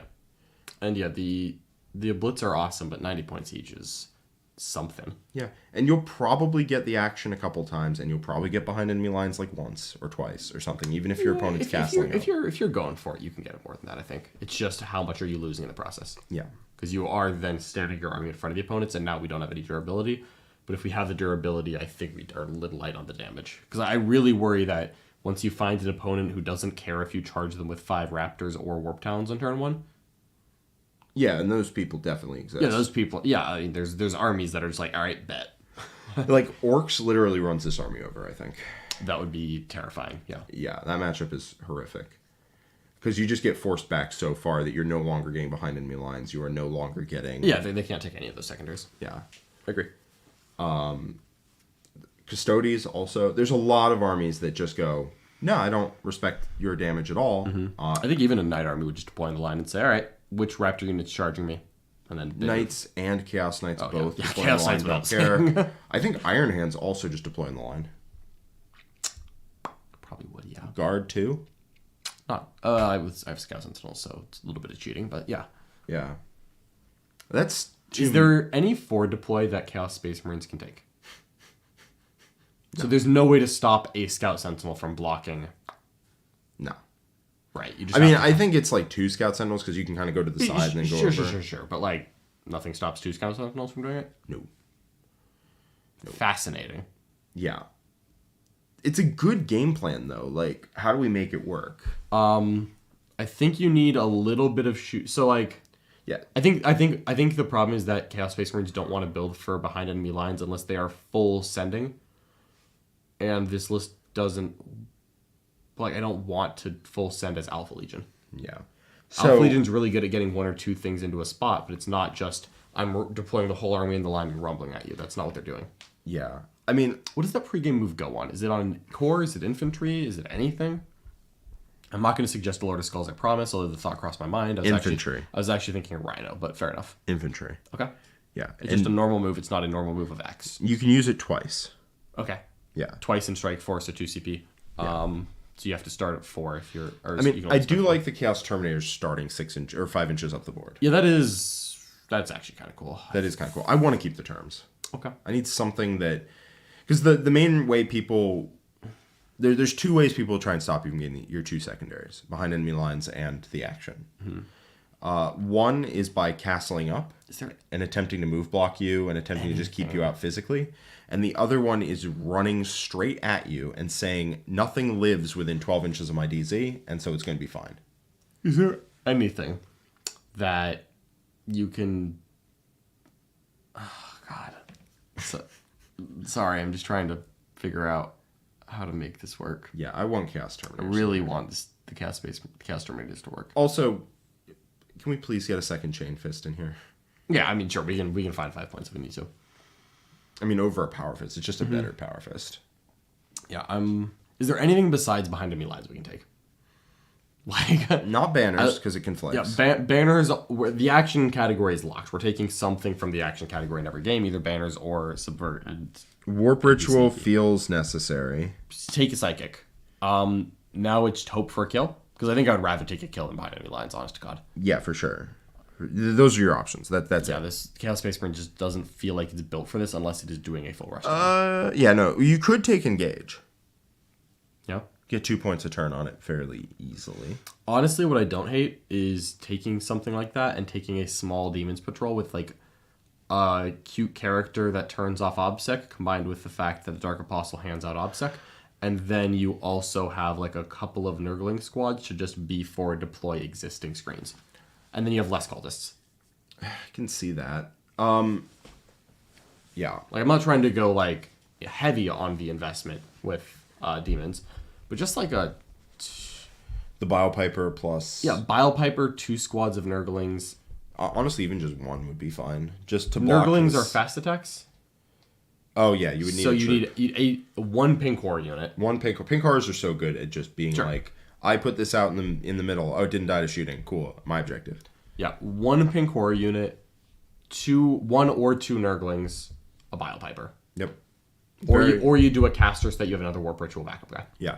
To be clear about Engage on all fronts, by the way, just to everyone in chat, if it's a diagonal mission where you're fighting each other along this angle... Oh, God, this is so annoying. Yeah, if it's just give me the example of the mission. Tell me the mission. Are you thinking bombs? Yeah, if it's bombs, if it's quarters, cool. Any of that. If it's diagonal, if you're fighting each other on a diagonal front, there's like 5 of them, like that, then you can take engage because you get I think easy. it's more like this than... Yeah. But it's annoying because it looks to me like You're it great. should be this way, but I'm it isn't. completely teasing. Perfect.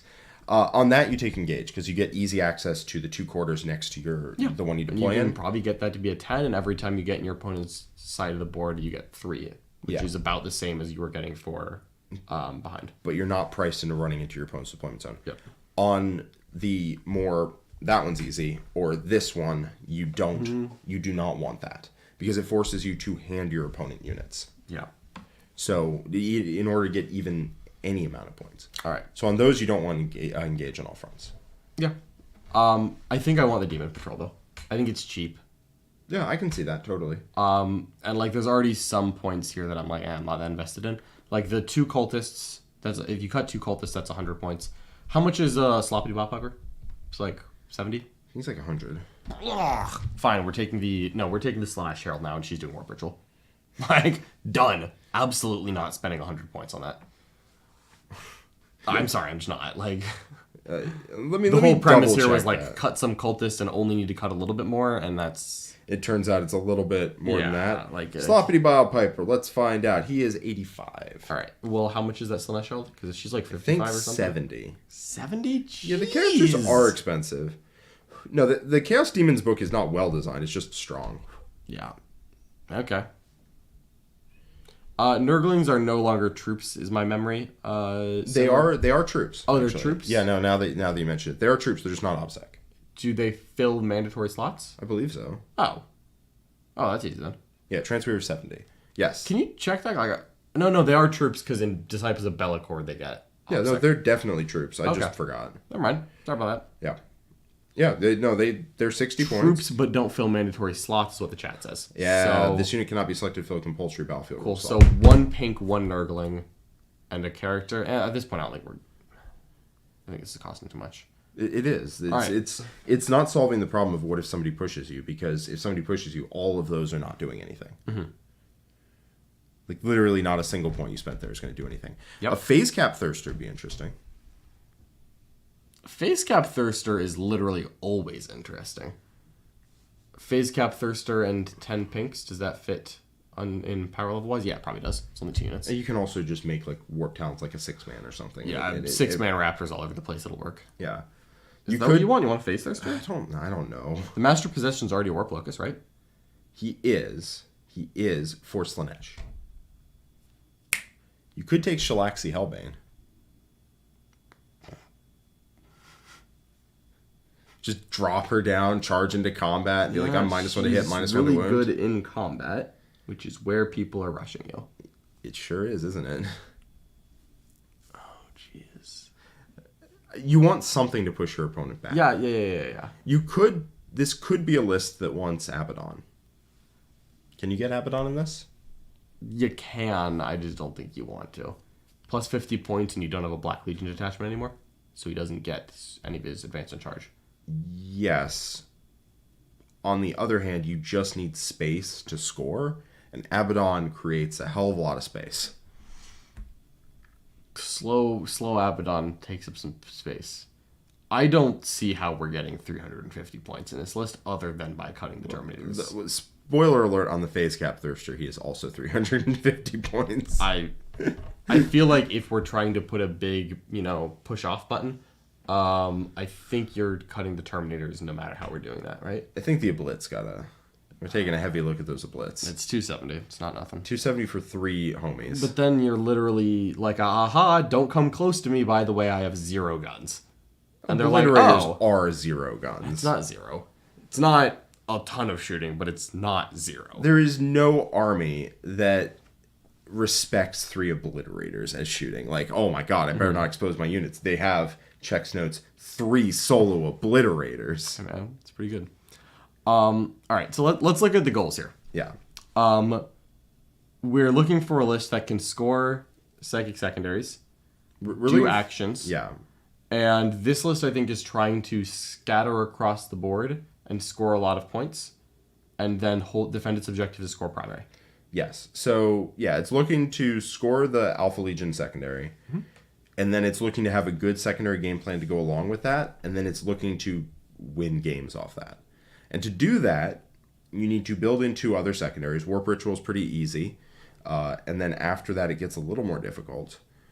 And then you also need to buy space, buy time for you to actually score those points. Yes. Those are the 2 things you need to do. On any army that scores real good, you need to buy yourself space in order to score real good. Otherwise, people are going to rush you down. No chance that they indicated a terrain format?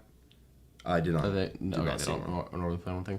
Because the Terminator unit that can scout move is really cute, because if you go first, it like redeploys onto the line, scout moves, advances, and now it's like more than halfway up the field behind a wall. Yeah, guys in chat, we know the oblits are there for deep striking into your opponent's deployment zone with behind enemy lines.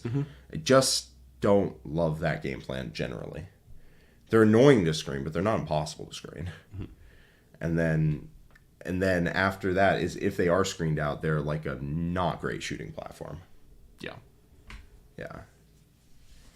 I just don't know what does score behind enemy lines. Like I don't love behind enemy lines in this list, to be honest. It's got to push and pull between the Alpha Legion secondary and behind enemy lines, because behind enemy lines are looking to charge into their deployment zone to get that extra movement, and with the Alpha Legion secondary, you're looking to action. Yeah, or it's just taking banners. Nope, can't. Not with the Alpha Legion secondary. You could take behind enemy lines and instead banners. of... Yeah, that's what I'm saying. Is you take behind enemy lines and banners, and then... Yeah. What it might be, honestly, is you take either behind enemy lines and banners on like Hammer and Anvil and Dawn of War, and on the diagonal and quarters you take the Alpha Legion secondary and action and the Subvert. and engage. engage. Yeah, got it. Yeah, subvert and engage. Honestly, that feels good. That's probably true. Yeah. That way you only have one secondary that requires you to go into your opponent's side of the board, and it's not one that conflicts with a different one. It's true. Yeah. Okay. That's probably what I would do there. All right, so that's where we're at goal-wise. So the question is, are we going to rely on the cute Alpha Legion tech to get the Chaos Terminators into a defensive position as the stay away button, or are we going to try to fit a phase cap melee monster in? Don't love that plan. I feel like the Terminators are still better than that. I think the terms are better. I hate to say it. Here's the question. Does it have to be Terminators? Because I'm thinking that Possessed move a lot further and are cheaper and don't need a Dark Apostle. They don't get Feel No Pain because they're not marked. Yep. They do move faster, but they are way more fragile. Yep. Because they don't get any of the buffs. They don't get Illusory Supplication. They don't get the 5-up Feel No Pain. None of it.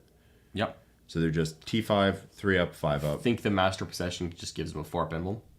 That is not as durable as you think it is. My man, I played with it. But like the thing is that you lose the threat as soon as it comes out, so it's not trying to come out turn 1. But I like that the Possessed can just, with the Scout move 9 inches instead of 5 inches, if you go second, the Possessed can still scout somewhere interesting. Because I think if you go second and the Terminators scout forward, they get shot 99% of the time. But the Possessed could scout forward and be somewhere cool. Yeah. And it's a lot cheaper. It is a lot cheaper. Because like you don't need the Dark Apostle then either. What I could see is changing the Chosen over to that. Or you take a Chosen brick instead of the Chaos Terminators. Substantially cheaper, but it uses the same buffs, so it's not actually that much cheaper.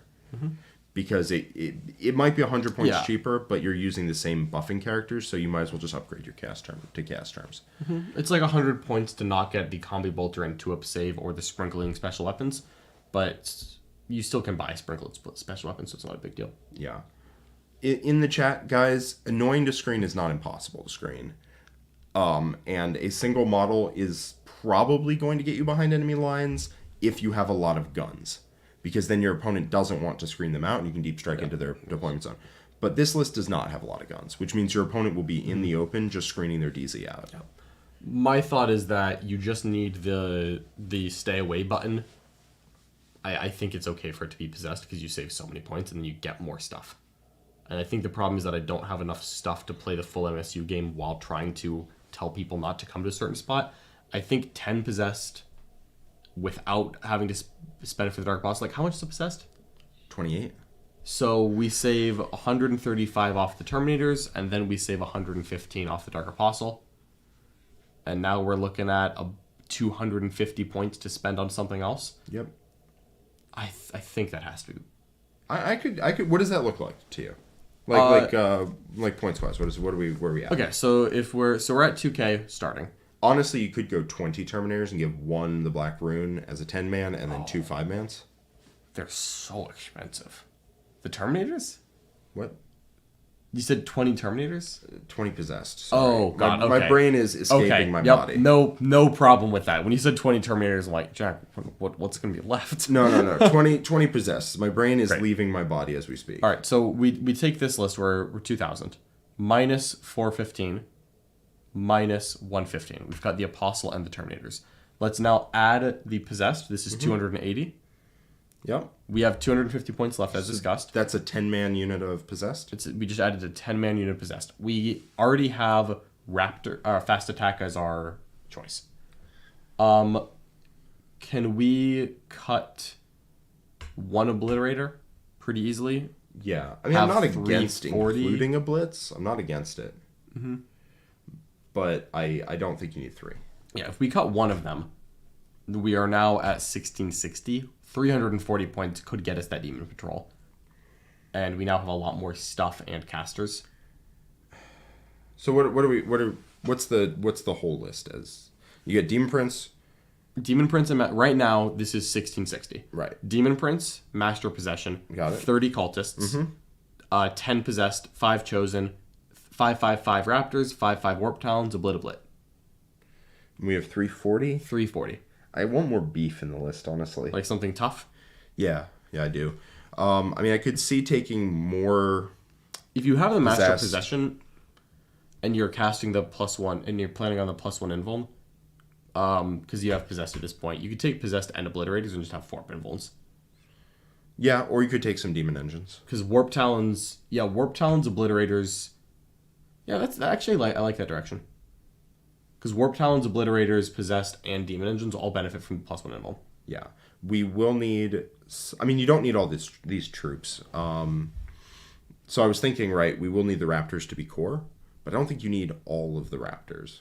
So, like, if you take 2 squads of Cultists and then 1 squad of Chosen, 1 squad of Raptors, or 2 squads of Raptors, 2 squads of Cultists, and you cut the Chosen, cut a squad of Raptors, you still are a legal list, and then you can include, more Blitz, more Warp Talons, more of that.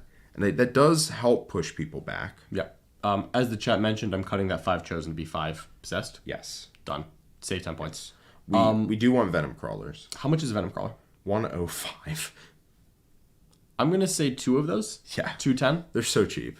Now we're at 1860. We could literally... We do have an illegal list because we have 7 fast attacks. We need to cut a Raptor. Done. So down 105? Yep. Okay. So, I mean, I like 2 Raptor, 2 Warp Talon, 2 Venom Crawler. Yeah, that seems fine. Yeah. The Raptors are enough to do the mission play. So...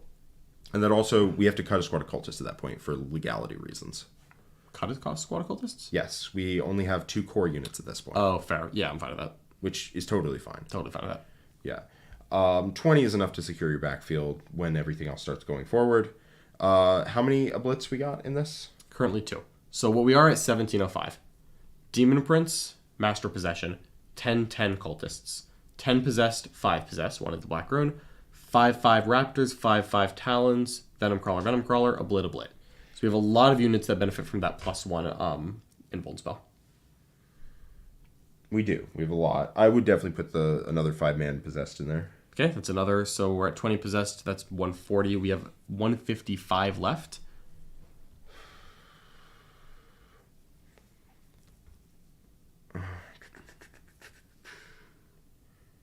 That could be more Blitz. Like, what I want is 3/1/1 a Blitz. That's Agreed. very expensive. If we didn't add that that 3rd Possessed unit, and we added a 3-mana Blit instead, we would have 25 points left.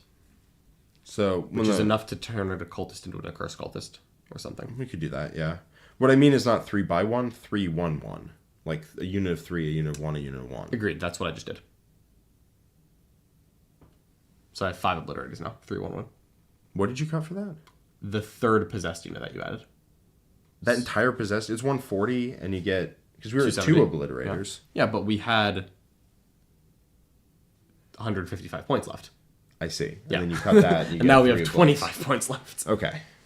Yeah, it wasn't just a direct trade there. Well, Jonathan, how is Venom Crawler at 105 cheap and Obliterate at 90 expensive? Defense. Because they do different things. Yeah. Like, a Venom Crawler is a vehicle that moves and fights and shoots and gives you a +1 to cast and is durable and is 105, whereas an Obliterator is a dude with a gun. Yeah. 3 guns, but you get to pick one. Yeah. It does more for the price point. That list feels like it has the sauce. Like it, I like it that. scores points. It has the button of please don't come near me. Please don't push me. Because you're going to eat, 10 possessed right to the dome. Yeah. I think I like that. Yeah, I so like I think if we do it that way, with 25 points, I don't see anything better to do than upgrade a cultist to an accursed cultist, but I'm not an expert on CSM, so if you see something better for 25 points, let me know. I could cut a unit cultist and upgrade it to a Master of Executions, Oh, yeah, that's fair. but probably not. That's all mine Probably not. Yeah. Yeah, because if I cut a unit cultist, I also want to turn the Raptors into a 3rd Venom Crawler. But I actually don't think you want that because you need to score your points. Yeah, Sullivan has to do these actions. Yeah, and the Raptors are custom built to do actions or get behind enemy lines. Yeah, I like that list where it's at. You just take a squad of Accursed Cultists and it's fine. Yeah. So, all right, so that's 2K. Want me to rattle that off? Yeah, please. All right, Demon Prince as listed, Master Possession as listed, 2 10-strong cultists. I'll honestly, the Master Possession doesn't need to be Slanesh anymore. Yeah, you get some points back. 10 possessed, 5 possessed. 5 raptors, 5 raptors, 5 talons, 5 talons. Venom Crawler, Obliterator, 3-man Obliterator. Yeah, seems good. There you go. I definitely want to make the Demon Prince slay in combat. There's a million ways to do that. Yeah. So just go Pick for your it. poison. Yeah. You want a combat character that can hide behind stuff. I like that. I like that a lot. All right, I think that is it for us for today. Are there any super Hopefully- chats? We do. All right, here we go. Irrelevant has a $5 super chat. Says, thought exercise, make Orc Boys with Shooters a competitive choice. Make the Orc Boy 1 point cheaper, make the Choppa cost 1 point. Yeah, well, then it's literally just run them as functionally naked units. Yes. Yeah. I mean, the only- you could make their ballistic skill like 1 better, because God, no. shooters don't shoot. I know, but it just fundamentally, an Orc Boy should not be ballistic skill 4. Or you just give them more, honestly, you make them ballistic skill 5 and you just give them an extra shot on their shooters. So, you can shoot or you can charge. And even there, you will probably still charge. What if shooters didn't suffer penalty for advancing and shooting? That'd be interesting. I don't care if you make it hit on 5s all the time. It just can't hit on 4s. Fundamentally, you cannot have an Orc Boy hitting on 4s. It's That is rules creep on that one. Honestly, I would just say give them more shots. I don't even know what the... I couldn't tell you. Shooters are DACA 3-2. Honestly, at 18 inches. So if you're a 9, it's 3 shots at strength 4, AP 0, 1 damage. Make them like Assault 3. Make them Assault 3. No one cares. You still wouldn't take them. Make them DACA 3-4. I don't care. Yeah. They just need to put more shots. They need to realistically do damage, because boys in combat do real damage. Mm-hmm. And they also probably, on top of being DACA 3-4, need to be or DACA 4-3. Yeah, DACA 4-3. They would also probably have to be a point cheaper. Probably, yeah. Yeah. Logan with a $4 super chat with the slippery slope. Thank you so much. That was for the popped button, I'm sure. Absolutely. $5 super chat from Pink Gorilla says, gentlemen, best secondaries as Goths versus Chaos Knights and Custodians and Arcs of Omen. Happy Thursday. Well, bring it down in the first half of that. Yes. Yes. As Goths versus the two of those, for sure. Goths is going to run Get the Good Bits. You still do. Yeah, Get the Good your Bits. Your commandos are very annoying for Chaos Knight to kill if they're behind a wall. Gretchen will die to indirect if they take it, which most don't. Most Chaos Knights. Most Chaos Knights don't. Eventually the Gretchen will, but they'll probably still get you a 15 on the way down. Yeah. Yeah. And then if you have one commando unit slamming the button every turn, that's enough. Yeah. Just a 5-man, because that takes a long time to die to indirect. It does. It does. You So, get 3 of them. Get the Good Bits. I like Green Tide. Mm-hmm. And I like Bring It Down. There you go. All right. I think that's it for us for today. All right. This has been a very long Fix My List. It has. That's all right. Hopefully everyone enjoyed it. And as always, make sure you check out the Art of War Discord. You can become a member by going to our website, theartofwar40k.com, or by becoming a member of this this YouTube channel. Thank you so much for watching, everyone. We'll catch you next time. Bye-bye.